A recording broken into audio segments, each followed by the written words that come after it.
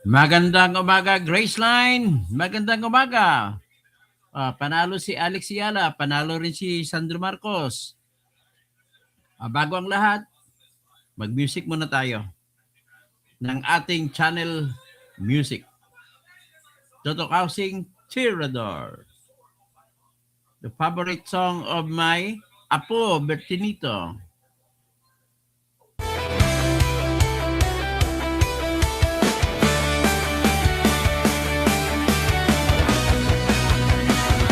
Sa Pilipinas, kilala ang tindi.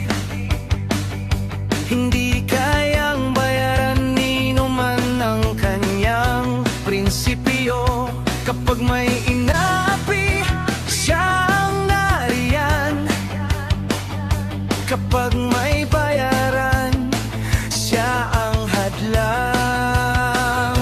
Hindi siya tiklop sa pananakot ng iilan. Hindi siya alila ng sino mang mayaman. Kung ang kapangyarihan nila ay inaabuso, hinahawi niya yan mano-mano. Kapag ang taong bayan ang nasasakal, siya ang unang sumusugot, tumatagal. Hindi pera ang sukatan ng halaga, kundi kung sino ang lumalaban para sa masa.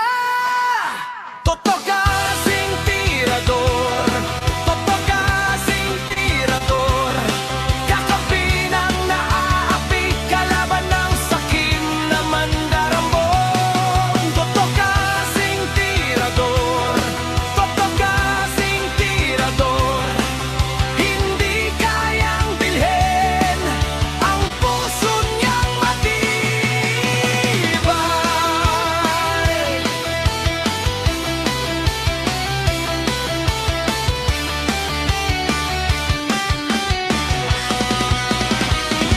Mga magnanakaw sa pondo ng bayan, nanginginig kapag siya ang nandyan. Bawat piso, bawat sentimo, kailangang sagutin sa mata ng tao. Walang ngiti para sa mandarambong walang pwesto, para sa sumisimsim kapag ang hustisya ang pinag-uusapan. Siya ang bantay sa gitna ng laban. Kung may nilulunod ang kasinungalingan, siya ang boses na hindi tatahimik. Sa bawat galaw ng mapagsamantala, may salubong na paninindigan niya. Kasing tirador, kasing Tirador. kakampi ng naaapi, kalaban ng sakim na buwaya. Toto kasing tirador, toto kasing tirador, hindi kayang bilhin ang puso niyang matibay. Hindi lahat ng malakas ay tama, hindi lahat ng tahimik ay duwag. Kapag ang bayan ang pinagkakaitan, siya ang unang humaharap. Toto kasing tirador, toto kasing tirador, kakampi ng Magandang umaga po sa lahat. na buwaya. At celebrate po tayo, nanalo si Alex Yala, pangalawang game niya, 3 game na lang, ay pwede rin sa champion na siya sa ulit. This time sa National Bank Open dun sa Toronto, Canada. Ang paninindigan. Ang ganda nangyari sa Toronto. Very hospitable ang mga taga-Canada. Nagluto sila, naging popular ang adobo chicken doon sa Canada because of Alex Yala. At isa pa, ay gumawa ang Nike ng bagong produkto. Ang pangalan ay Nike Sampaguita dahil po sa Sampaguita na hikaw ni Alex Yala nakikita sa kanyang tenga na sinusuot niya habang siya naglalaro. Klaruhin ko lang puting hikaw yun, hindi yung pink, hindi yung green Grabe naman ito mga makapink. Sasabihin niya pa pink hikaw. Grabe kayo. So ito po ang ang ating papakita ko lang yung shot ni Alex Yala. bago tayo magtugtog ng isa pa. Ito po si Alex Ayala, walang politika. Yan. So, yan si Alex Ayala. Ang score po ay 6-3 ba? 6-3 o 6-4? 6-3, 5-7, nanalo sa pakalawang game ang kalaban na si McNally at panalo siya sa final game sa third set sa 6-4. Okay? So, yan po. Palakpakan. Congratulations ay Alex Ayala. Congrats po. Okay. So, let's now go to, punta muna tayo kay Sarah. Sarah. Wala nang iba. Ito po. Sara, wala nang iba. Sara lang pag-asa. Sara, siya lang makapakulong. Mga kontraktor ubusin niya. Si BBM Sandro ikulong niya. Si Tamba Zaldi ikulong niya. Tapang at malasakit ibalik para bayan ay manahimik. Durugin ang sindikato sa korte, sa DPUA, sa DS Void, sa PhilHealth. Okay. So, punta na tayo doon ngayon sa itanggalan natin yan. Dito po ay sa kasabay ng panalo ni Alex Ayala na nagbibigay pugay sa mga Pilipino galing sa ibang lahi, ay sabay naman na nanalo yung korap na si Sandro Marcos. Walang kasing korap itong anak ng presidente. Anak-anakan ko pero ang tunay na ama ay si Bong Dasa. Okay? Kaya na lang tataka naman ako to kay Gloria Diaz, dating Miss Universe ng Pilipinas. Kakampihan pa si BBM. Alam mo, inagaw ng Anilisa yung mister niya, si Bong Dasa. Grabe naman siya. So anyway, ito po ang ating balita dyan para dyan. Lumabas po sa ating bagong balita kahapon, na pumutok yung kahapon, na ang mga 4 na dating Marine na nagsalita laban kay Sandro Marcos, laban sa tatay na si BBM, at mahigit 50 pa na iba, ay bumaliktad. Binawi nila ang kanilang testimonya. So, ito po yung pangalan ng mga bumaliktad. Mga walang kwenta mga ito. Kinamumuhian na ito ng Pilipino ngayon. Si Rosbert Makasasa Waupan, si Cecilio Sirapica Laroder Jr., si Benny Volontate, si Bernard Tubi. Ito, tandaan niyo mga pangalan na to. Wala na to pag-asa pa na magkaroon pa ng magandang pangalan ang kanilang mga anak, mga apo, buong pamilya nila, i-ostracize ninyo. Kamuhian po ninyo. Kung ano man ang rason nyo, hindi po irason. Ang laman po ng kanilang pag-atlas ng kanilang sanumpaang salaysay ay ganito. Mula ito sa mga balita na credible. Sabi nila, hindi daw totoo yung binanggit nila na affidavit at saka aligasyon nila sa mga preskon nung saan nauna. Alam mo, 2 beses sila na pumirma. Tapos, ang 2 beses na pagpirma ay babawiin lang ng isang affidavit naman na sa pagbabawi lamang. Ganon po nangyari dito. Magandang umaga, Bernard Magtibay. Maayong aga dira sa taga San Joaquin, Iloilo. Sa Ahoy, Iloilo, kung sa diin ang akong amay, ang akong lolo, si lolo sa tuhod, dira naging bata sa Ahoy. Si Severo Ariola Causing sa Ahoy ay pinanganak. Anak siya ni Judge Julian Causing na nanggaling sa Barotac Viejo. Tapos si Severo Ariola Causing nakapag-asawa sa Posadas. So ang anak niya na tatay ng tatay ko ay si Augusto Posadas Causing. Tapos ang anak niya aking tatay na si Remo Centeno Causing. Kasi ang girlfriend dati ni Lolo Agos ay si Lula Unding, tawag ko Lula Unding. Si Lordisita Centeno. Na anak naman siya ni Cornelio Causing Centeno. So nagdikit-dikit ang Causing. So anyway, happy day, good day sa tanan nga mga taga Iloilo kag sa mga kasimanwas ang akon nga nanay nga yara dira sa kwan sa Kalinog kag Lambunaw. Mayad nga aga kaninyo tanan. Mayad nga ugto naman. So anyway, sa mga Bicolano, maray na aga, sa mga kabalen ko, mayap-abak, sa mga kabsat ko ay naimbag abigat sa mga waray-waray maupay nga aga. Sa mga taga Bohol, sa lugar sa akong asawa, maayong buntag kaninjong tanan diha sa Talibon o sa Binunido. Tapos sa Negros Oriental, maayong buntag diha sa mga lugar nila ni ang akong amigo nga taga Tanhay Negros Oriental o Allen na maayong aga, maayong buntag.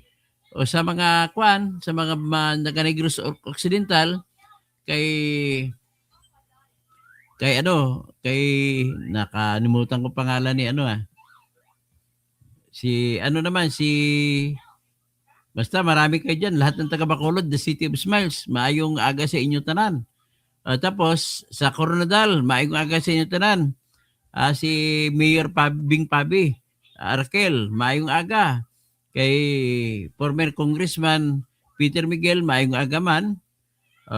Sa kay Gobernador namon, si Ray Tamayo, maayong aga man. Sa akon nga hinablos, bata sang akon nga utod nga si Ratrat Bing Lindale, si Nicole Causing, maayong aga, board member siya sa 3rd District sang South Cotabato.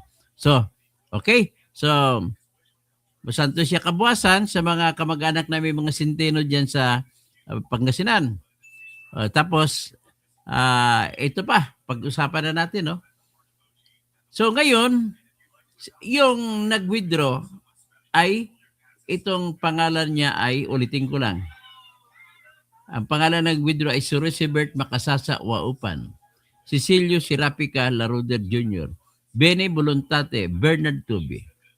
So ang laman ng kanilang sinasabi ay yung original statement doon ay binlockmail daw sila, in-extort. Paano? Paano nangyaring extortion? Ang problema lang po, part daw ng extortion scam laban sa mga politiko.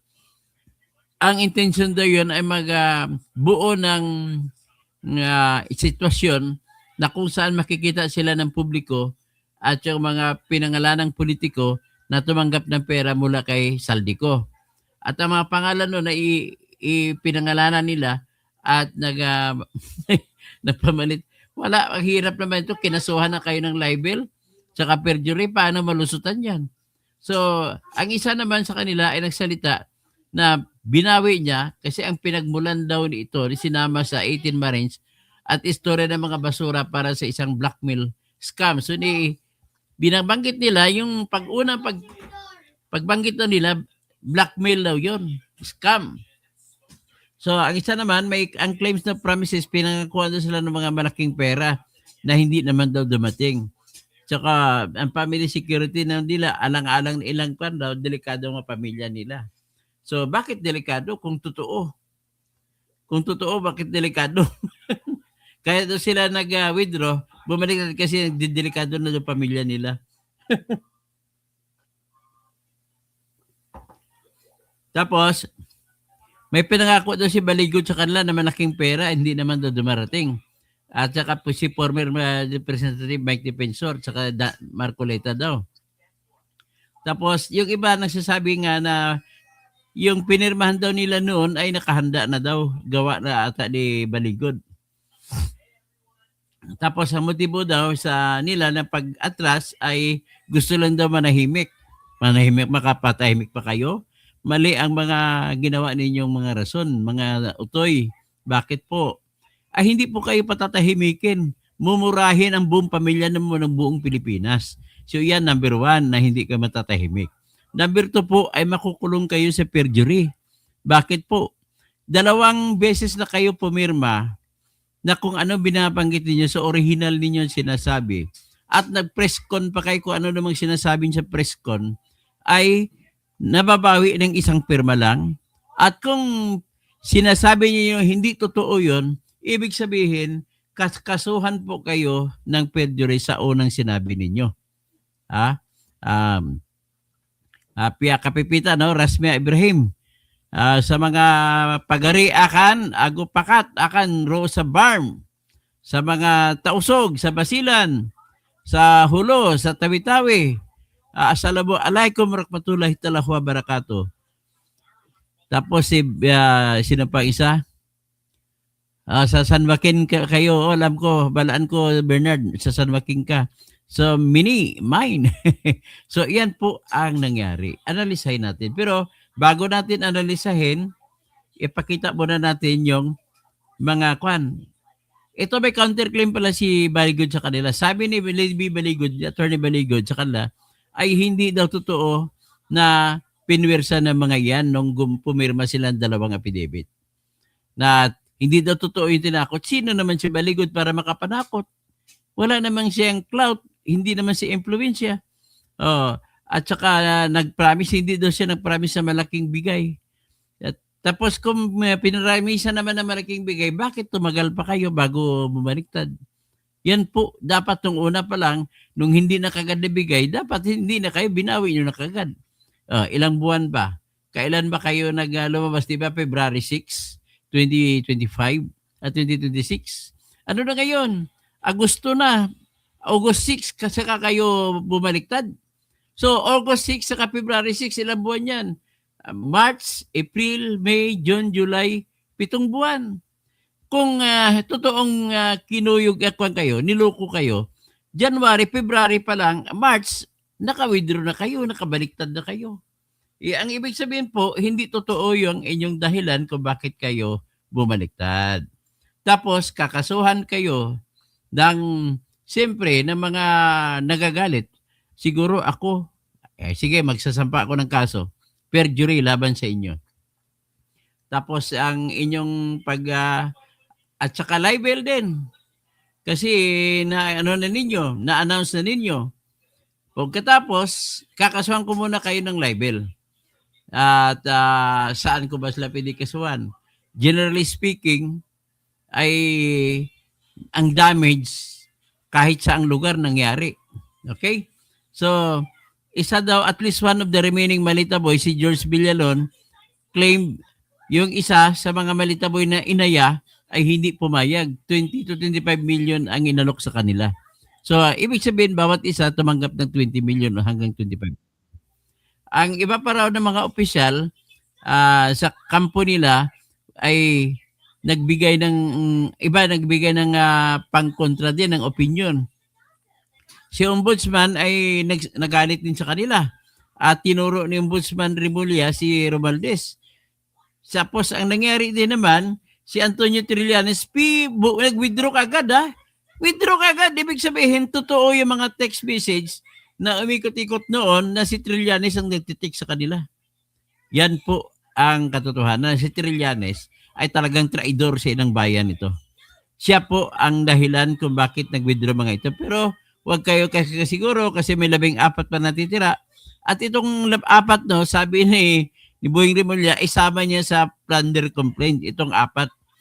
Bottom line, yung full official text ng 4 ng nag-recant ay hindi siya na publiko kaya hindi natin nakita.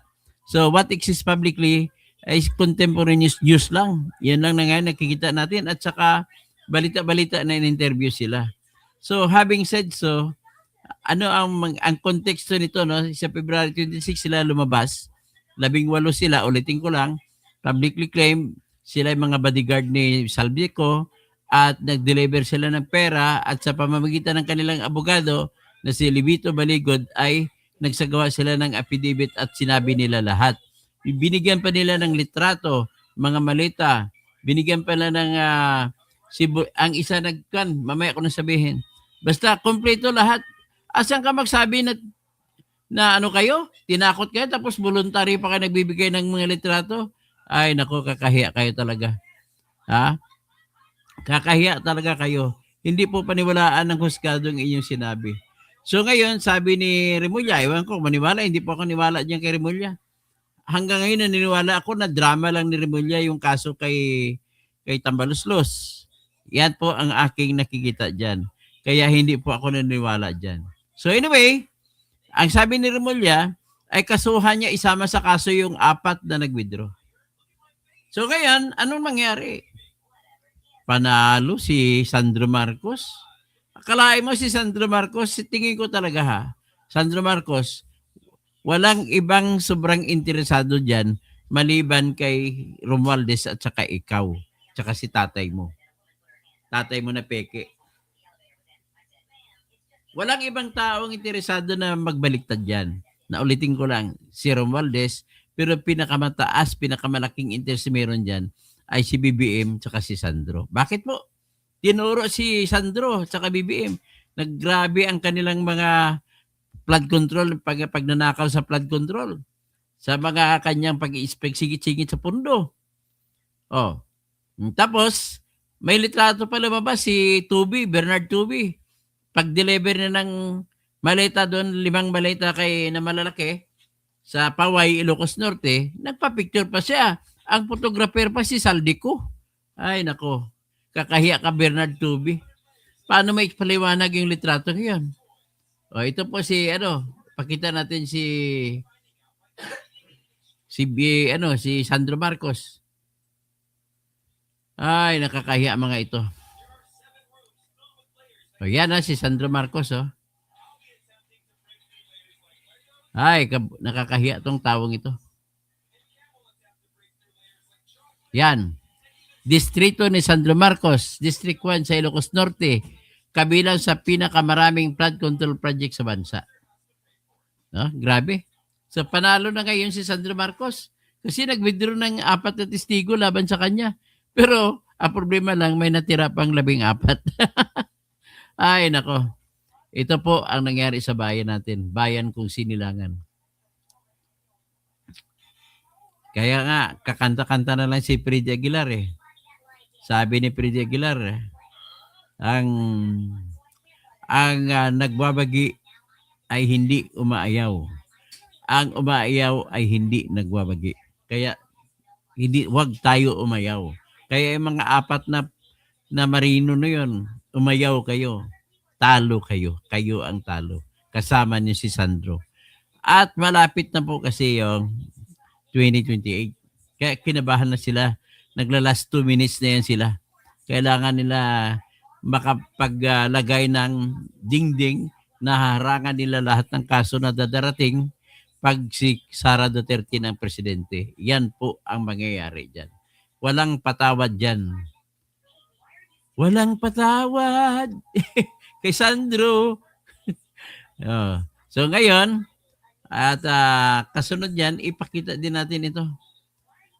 Itong tira itong nagpa-picture si Sandro. Tingnan natin.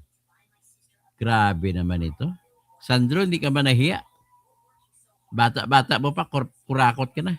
Sabi ni Arsenio Lacson, ng mayor sa Maynila, sabi niya kay Councilor Ernesto Maceda, Senior, so young, yet so corrupt. Grabe. O, yan. Letters on the sky. Yan. Yan, tanggalin ko lang music. Yan. Yan si Sandro Marcos at saka yan si Bernard Tubi. Pag-deliver. Si Saldico pang kumuha ng litrato yan. Nakakahiya ka talaga, Bernard Tubi. Sino pang iba? Ito pa, yung iba may malaking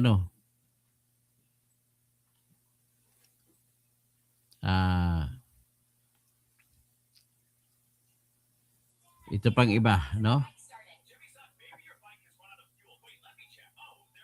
Oh, ano ba yun? Ito. I-remove natin yan. Ito pa, may dadagdag pa tayo. Grabe. Aha. Nakita na ba natin yan? Yan, no? Yan. Yan sa presko nila doon sa kwan. Sa EDSA.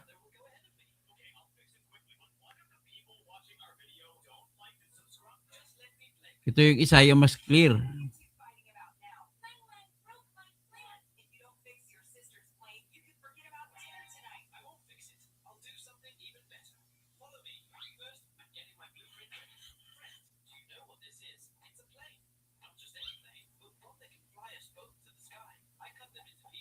Yan. So, next is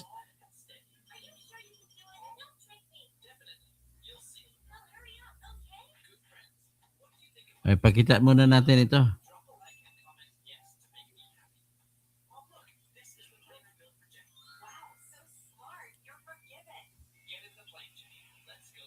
Ayan. Si Sandro. Ex-Marine claims nung buo pa sila. Nag-deliver talaga sila kay Sandro. Mga former Marine claims in an interview that a delivery in Ilocos allegedly involved Sandro Marcos receiving money while other deliveries were reportedly made through intermediaries.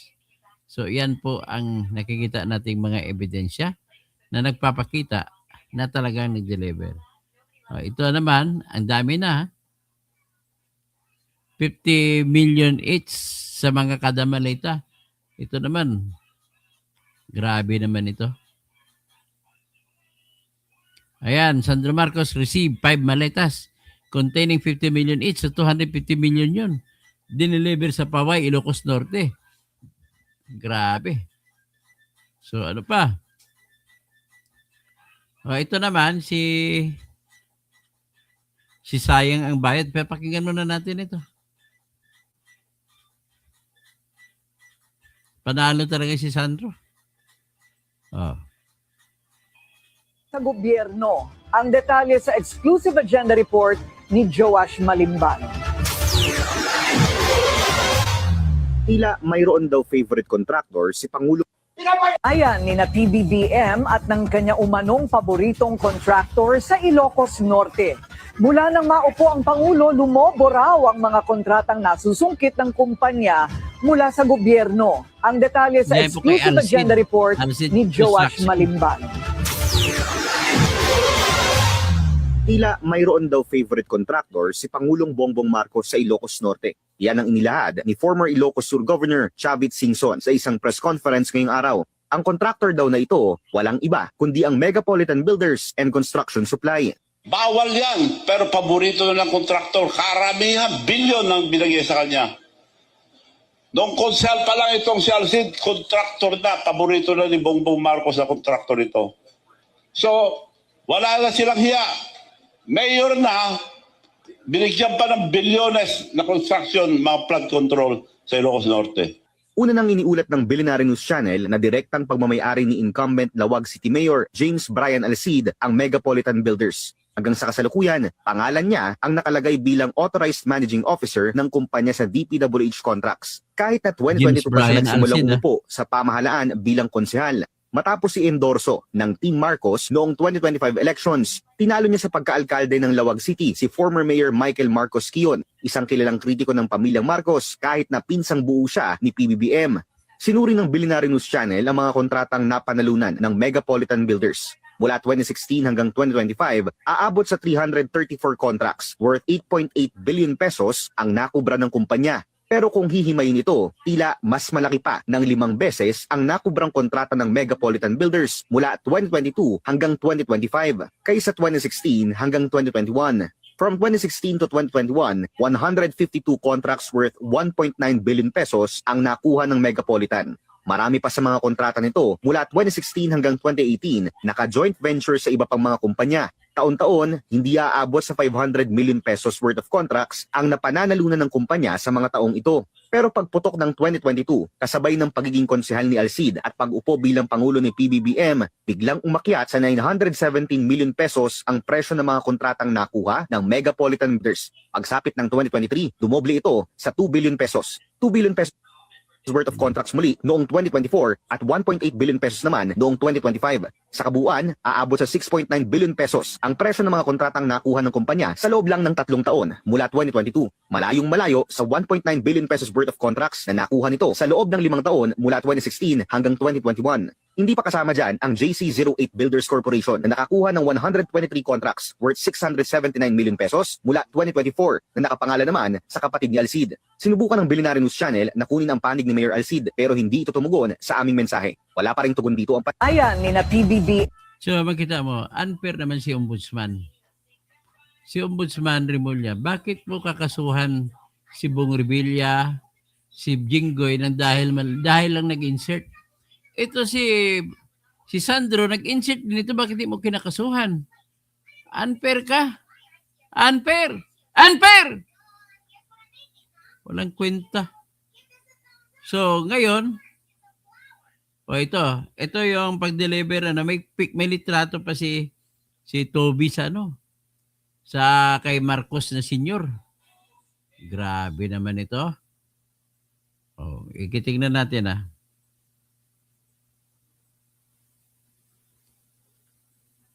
Tingnan natin yung litrato. Yan, Marcos never again, never die, never say die.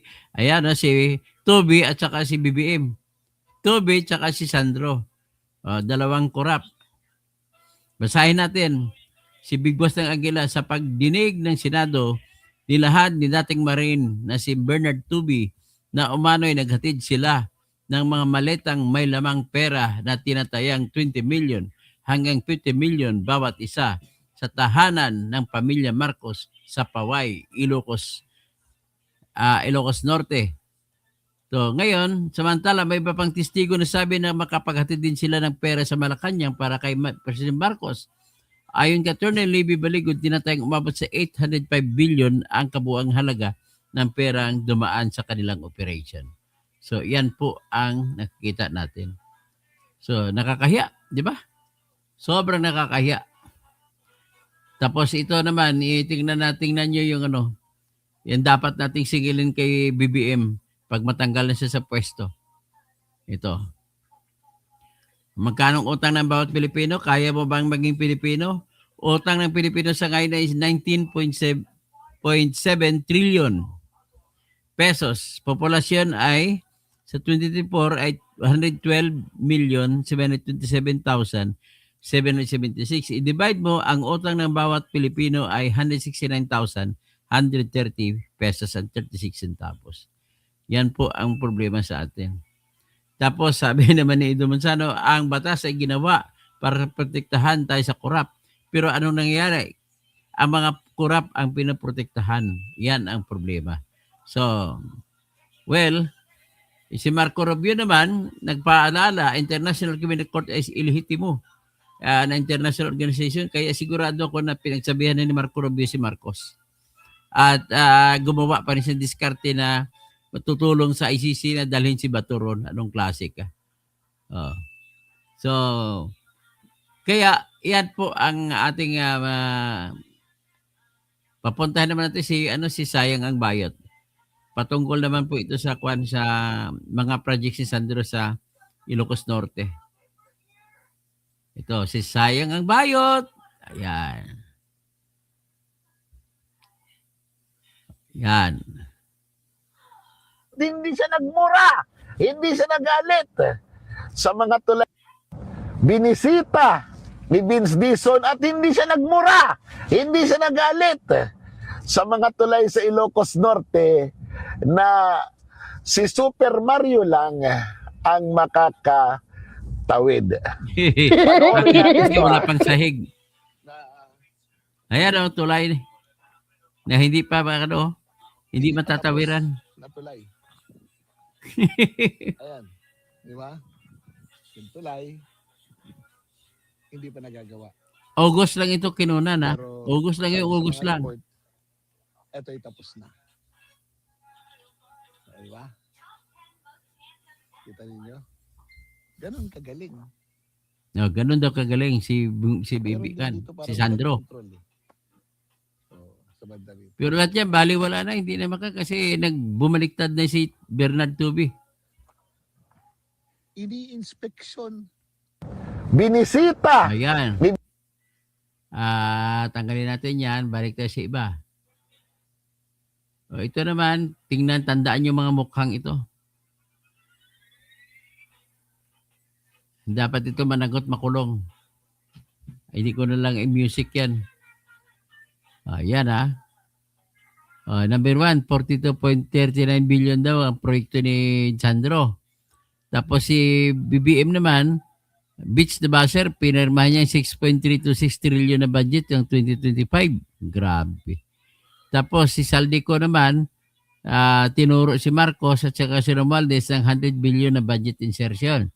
Si Lisa Marcos naman at kapatid nitong si Martin Araneta kasabot sa kartel ng smuggling ng sibuyas at saka bigas. So yan po. So manigas na lang tayo niyan. O ngayon, isama natin dito sa ating ito naman si Kan.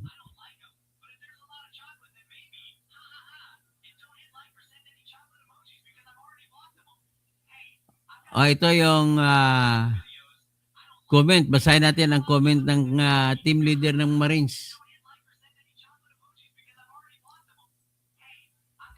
Nadismaya sila. Basahin natin. Sinabi ng team leader na si Johnny Buduan, sabi niya, ay bilang isang team leader na tumatayo sa Brave 18, ako'y hindi pasisilaw sa pera at ako'y naghinayang sa nampisan naming pakipaglaban sa lantarang korupsyon sa ating bayan. Hindi ako nagkulang sa inyong apat na lagi ko kayong pinagsasabihan na pag-isipan muna ninyo ng 100 beses ang inyong pinapasukan na pagrikant. Sana hindi inyo pagsisihan ang inyong pagbabaliktad at sana hindi kayo pabayaan ng mga sumusuhol sa inyo at wala kayong malasakit sa ating inang bayan at sa inaharap ng ating mga anak at mga susunod na henerasyon. Nagpatinag kayo sa napakaliit na halaga ng pera upang inyong ibenta ang inyong prinsipyo at siraan pa si Sir Libito de Baligod. Mahiya naman kayo. Alalahanin nyo, mananaig at mananaig pa din ang tama kaysa sa mali. So si Sergeant Johnny Buduan. Yan po sinabi ni Sergeant. Tingnan natin naman ito sinabi naman ni Libby Baligod. Sabi niya, itong panahon nito, tataka naman siya yung pagpiyansa niya 8:30 ng hapon, ng umaga. Nagsimula sila, sumuko ang mga 10 Marines. Tapos, umabot na 5:00 ng hapon, di pa tapos ang piyansa. Kung ako magpiyansa yan, 2 oras lang, tapos na. Ba't ito umabot sa ganun? So, inasama kalabas lang magtanghali ngayong Sabado. O kasi kapag naglagak na ang kabuuan, 720,000 na piyansa, grabe. Ngayon saan kaya kayo kumuha ng pera na ganun kalaki? So, be that as it may, let it be. Ito naman ang gago. Nagtrabaho kasi sinabihan din ng Marine na tumanggap ito. Si Bendalo. Mr. Bendalo Tolpo. Ayan. Ayan si Mr. Bendalo. Ayan. Every peso invested in infrastructure. Wag ko magsalita, naka-pretentious mo. Nakukunwari ka, mapagkunwari kang tao ka. Every peso invested in infrastructure should create the greatest possible benefits for the Filipinos. Ang problema, nakita natin yung flood control na yan, talagang blessing. Ilang malita binigay sa iyo, nakapag-benefit ka, 8 malita, tarantado ka. Sino pang iba? Ito nga, ulitin ko lang, ito yung tandaan yung pangalan nitong 4. Para matandaan ninyo, ito po yung 4 na nagtraidor, na mga Marine na nagtraidor. Ito po. Mga traidor! Si Rosbert Waupan, si Cecilio Laroder Jr., si Benny Volontate, si Bernard Tobe, Sa para hindi nyo makakalimutan, sabihin nyo lang Rosie Baby. R-O, ang Ro, si Rosebert, Waupan. Si Cecilio, tapos ang si B, isang B, Benny Buluntati. Ang isang B, Bernard Tubi. Tandaan nyo yan. Rosie Baby. Ay, kupal talaga. So hanggang dyan lang tayo muna siguro. Ito tuwang-tuwa si Sandro. Ito bigay ko lang ang isang minito. Pakita ko lang. Ang mukha ni Sandro Marcos. Napakabata pa pero kurakot numero 1. Ito pakinggan muna natin siya. Sa apat na Si ito. Pinoy Views. Tingnan nyo mga kababayan ang kanilang mga kasuotan. Ang gagara na mga kababayan. Di ba? Sosyal na sosyal na. At alam nyo ba, ang kasama sa mga bumaliktad mga kababayan ay yung nagdala ng maleta kay Sandro. Sandro Marcos mga kababayan sa Ilocos Norte. Something is fishy. At ayon kay Atty. Baligod mga kababayan, up to 25 million ang tinanggap ng mga ito para bumaliktad lang mga kababayan. Ang tawag niya fishing expedition. Yan. 25 million na galing din sa maleta sigurado. At as expected, wala na. Hindi na sila hinahabol na kaso mga kababayan. Tingnan yung galawan ng mga sindikato at hindi na rin sila nakakulong. Samantalang ang kanilang mga kasamahan mga kababayan andun ngayon sa kulungan. Gusto nyong malaman kung sino-sino ang mga ito? Panoorin niyo po. Pwede niyo ba banggitin yung pangalan ng apat na marin? Sino? Apat na bumaliktad. Yung mga bumaliktad. Hindi ito sila mga kababayan Ito yung mga nanatiling matapang mga kababayan na nakikipaglaban. Si Voluntate, Voluntate. Rosbert Waban, Wauban. Bernard Tube.